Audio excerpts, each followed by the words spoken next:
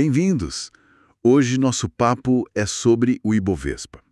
O índice brasileiro está claramente reagindo, né, a todo esse noticiário de tarifas vindo lá dos Estados Unidos. Vamos dar uma olhada nos artigos recentes que cobrem bem essa movimentação e o clima do mercado. A ideia aqui é tentar entender como esses anúncios, essas ameaças de tarifas do Trump estão mexendo com o índice, sabe? Quais ações sentem mais o golpe e como está o humor geral dos investidores baseado no que a gente leu.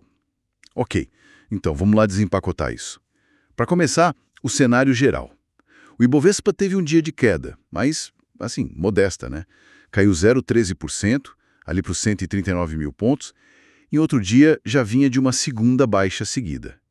Mas é interessante, né, como Petrobras e Vale, que são gigantes, em alguns momentos deram uma segurada, impediram perdas maiores. Exato, e essa performance ela está totalmente ligada assim ao foco de tensão de momento. As tarifas americanas, as falas do Trump foram bem diretas.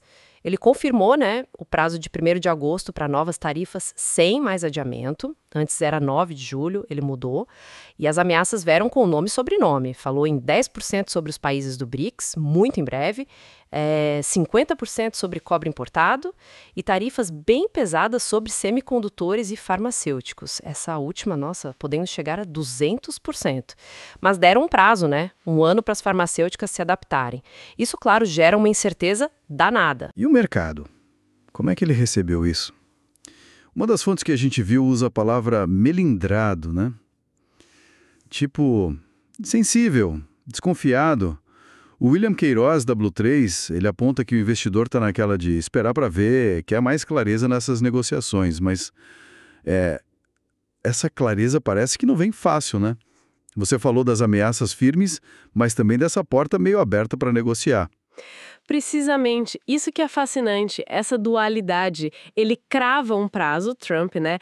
Mas, ao mesmo tempo, fala que está aberto para negociar se os países ligarem. Essa ambiguidade toda, ela leva a questionamentos, tipo o do Adam Parker, da Trivariate Research, que ele pergunta assim, será que alguém entende mesmo os detalhes? Como isso vai ser implementado?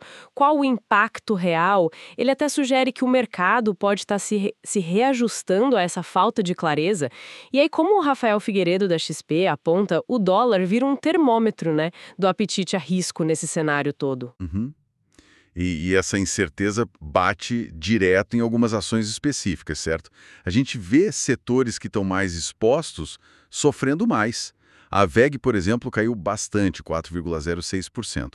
O pessoal do UBS-BB, que acompanha de perto, né, ligou isso direto à ameaça sobre o cobre. Faz sentido, o peso dos Estados Unidos para eles é grande. A gente viu também BTG Pactual caindo 2,36% e aquelas ações mais ligadas ao varejo, tipo Asas 2154, caindo quase 4%, sentindo também os dados internos de vendas mais fracas, né? Do IBGE e CVA. Exato, mas olha só, não foi um movimento único, todo mundo caindo. Aí que entra a outra face do mercado. A Petrobras, por exemplo, subiu 1,43%, pegou carona na alta do petróleo lá fora. A Vale também subiu um pouquinho, 0,35%, ajudada pelo minério de ferro na China. Outras de energia também foram bem. E fora de Bovespa, teve a Azevedo e Travassos, que disparou mais de 8% depois de anunciar um contrato grande com a Petrobras. Ou seja, enquanto a ameaça externa pesa para uns, tem fator setorial, notícia da empresa que continua movendo outras ações, né? Os bancos ficaram ali no meio termo, desempenho misto. Entendi. E olhando para fora, para Wall Street, lá também não estava um mar de rosas, né? O S&P 500 ficou meio de lado num dos dias. Como é que essa cautela lá fora conversa com um certo otimismo que algumas análises mostram por aqui? Pois é, esse é o contraponto interessante. Enquanto lá fora o cenário adiciona essa volatilidade toda, aqui dentro a gente vê, por exemplo, o Itaú BBA elevando a projeção do Ibovespa, agora para 155 mil pontos no fim de 2025. Eles estão de olho num possível ciclo de corte de juros aqui no Brasil. E falando nisso, nesse cenário do México, tiveram as falas do ministro Haddad e do Galípolo, presidente do BC, né? Falando da importância da comunicação do Banco Central ser clara para desentupir os canais, como eles disseram, ou seja, garantir que a decisão dos juros chegue na ponta, na economia real, no crédito, na atividade. É a narrativa interna tentando ganhar espaço, sabe? Então, para a gente amarrar isso, o que tudo isso significa? Parece que o mercado brasileiro está numa espécie de cabo de guerra, é isso. De um lado, essa instabilidade, as ameaças bem concretas que vêm da política de tarifas americanas. Do outro, a expectativa de coisas boas aqui dentro, como juros mais baixos e a força de setores específicos, como commodities. Exatamente. E isso deixa a gente com uma pergunta no ar, né? Uma reflexão importante. Diante dessas ameaças de tarifas tão específicas e da volatilidade que elas causam, qual é a real capacidade do nosso mercado de aguentar o tranco se elas realmente acontecerem como foram anunciadas? Ou, pensando naquela ambiguidade toda das mensagens, será que o mercado agora está reagindo mais ao ruído, à possibilidade de negociação, do que a um cenário de confronto que talvez nem aconteça?